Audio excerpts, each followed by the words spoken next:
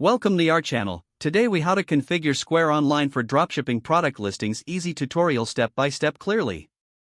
Open your web browser and navigate to the Square Online homepage. Log in to your Square account using your credentials. Once logged in, select the Online tab from the navigation menu. Choose Website from the drop-down options to access your online store settings. In the website editor, locate and click on the Products section. Select Add a Product to begin creating a new product listing. Fill in the product name and description in the relevant fields. Upload high-quality images of the product by clicking on the Image Upload section. Set the pricing for your product in the designated price field. If you have variations of the product, such as size or color, click on Add Variations. Enter the details for each variation, including specific attributes. Scroll down to the Inventory section and enable inventory tracking by toggling the appropriate option. Input the quantity available for each variation to ensure accurate stock levels. Next, set your shipping options according to your dropshipping supplier's guidelines.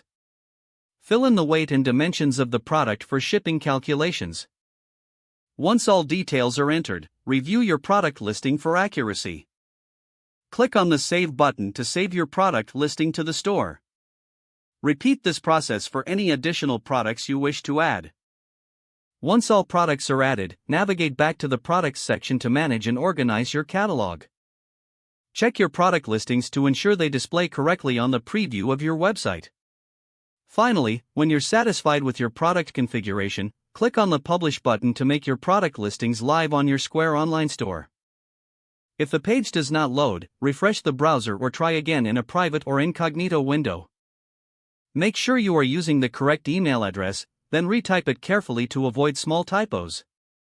If your password is not accepted, use the Reset option and create a new strong password you can remember. Check your spam folder for verification or security emails, then complete any requested confirmation steps. Enable two-factor authentication if available to improve account security and reduce unauthorized access risk. After signing in, review your profile details so your contact information and settings are accurate and current. If you see an error message, note it down and try again after restarting your device and internet connection. Log out when you finish, especially on shared devices, to keep your account and payment information secure. Don't forget to like this video and subscribe to our channel for more step-by-step tech guides.